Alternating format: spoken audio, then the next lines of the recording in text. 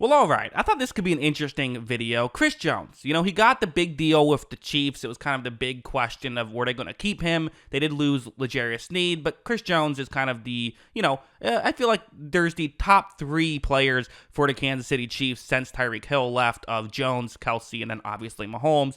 Keeping their, either third or second best player is very important, but they gave him a lot of money. And the question is, how worth it is he? And while, some people will just say, you kept a good player, it's always worth it, obviously there's more nuance than that. So let's just go through it, and let's give my opinion on if I think this was the correct contract and correct move, or if I don't think it was the correct move, because it is possible for you to sign a good player, but give them too much money. Did the Chiefs do that? Well, let's get into it.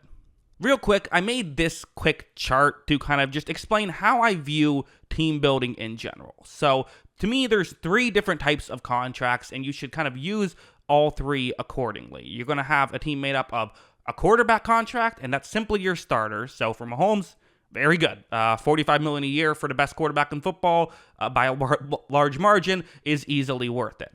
You then have rookies and non-rookies, and you need to get enough value out of those three categories to get to, I always kind of say the goal is like 13 wins. That feels like championship caliber team at that point. So Mahomes gets you a pretty good ways of the way there, and this isn't to scale, but the rookies will then have to get you another significant way, and the non-rookies can get you the rest of the way. So for each contract, it is different, right? How many millions should you spend on a win? It depends on which one of these categories that player falls into. For a rookie contract, you're hoping that you're getting more wins per million spent than a non-rookie contract. So we're talking about non-rookie contracts with Chris Jones, which you still have to have a part of your team, has to be non-rookies. You can't fill it up on rookies and quarterbacks. So, and when I say rookies, I mean guys under a rookie deal. If you're in your third year, you're in the rookies category.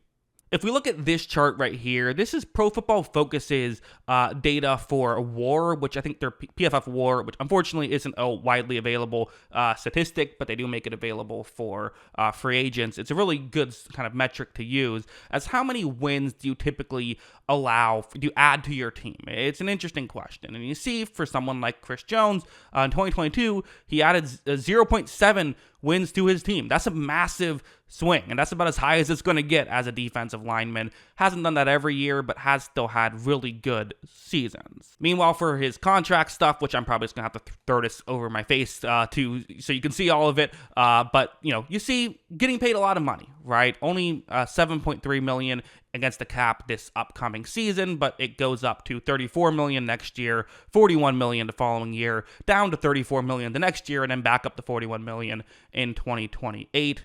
Although it is worth mentioning, they can pretty much get out of this contract at any point after 2 years. They would have some dead cap. It wouldn't be completely free, but there is outs available there that they can take that wouldn't be devastating. $55 million a win is going to be the metric we're going to use here. What am I talking about? What's going on? I'm moving too quickly. $55 million a win. What that is that's how much a non-rookie contract usually what you want to be. That's the ratio you want. So obviously it doesn't mean that you're going to get a player who's worth one win for $55 million every time, but just that's kind of the ratio you're hoping to get when you sign guys who aren't on rookie deals. So for Chris Jones, how does this formula work? Well, if Chris Jones is worth 0.4 to 0.7 wins, that's what he got each of the last 2 seasons, that feels like a fair kind of area for him to be around.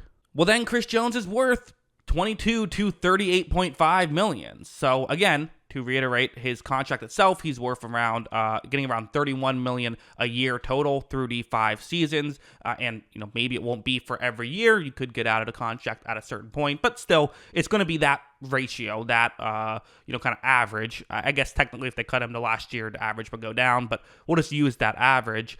Is Chris Jones worth it? Well, yeah, I guess so. That's kind of right around where he would be. That this feels like a pretty fair deal. I think the only real question is if his play falls off in the next couple of years, that would be a concern. But he is 29 years old, so I don't know if that's going to happen.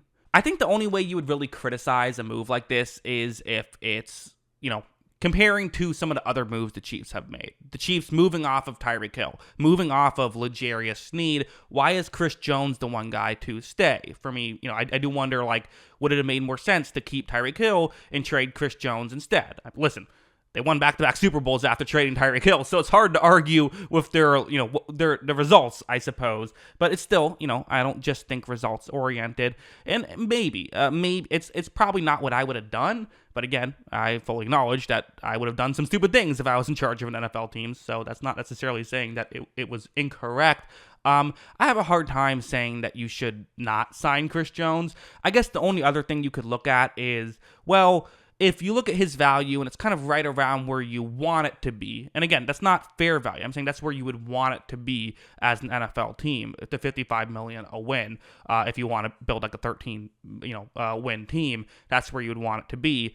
It's right around where you'd want it to be. I guess the one question mark is like, well, could you have gotten value back?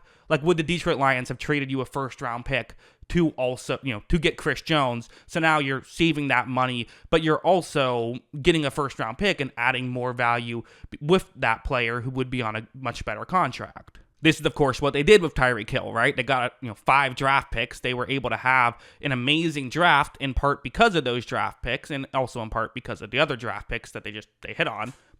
They just had a good draft. That was just an aspect of it. Could you have maybe done that here?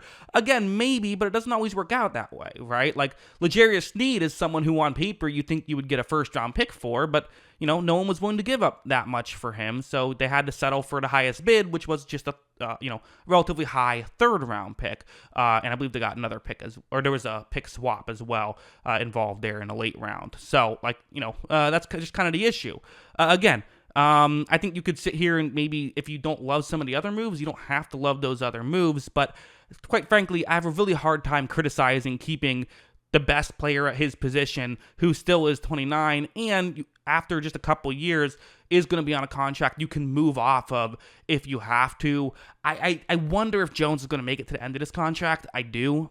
Again, guy playing at that high of a level for 5 years is going to be tough, although at the same time, $30 million isn't going to mean as much as it means now, right? Because the cap keeps skyrocketing up with how popular and more popular football keeps getting. So, I don't know. A lot of interesting stuff. But yeah, those are kind of my thoughts on the whole Chris Jones thing. What do you think? Let me know in the comments below. What are your thoughts on Chris Jones? Staying with the Chiefs, what the contract, all that good stuff. Let me know. Always love hearing from you. And of course, as always, thanks for watching.